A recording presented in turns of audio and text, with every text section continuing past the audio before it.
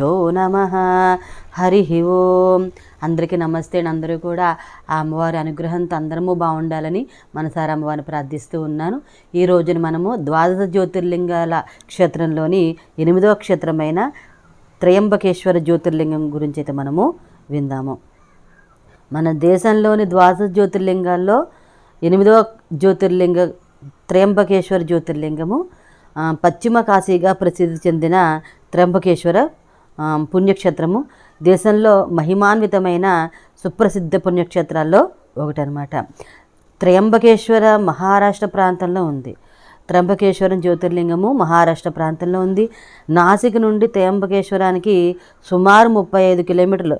నాసిక్ నుండి త్రయంబకేశ్వరానికి మహారాష్ట్ర రోడ్డు రవాణా సంస్థ బస్సులు, ప్రైవేటు బస్సులు, జీపులు, ఇతర వాహనాలు చాలానే ఉన్నాయి.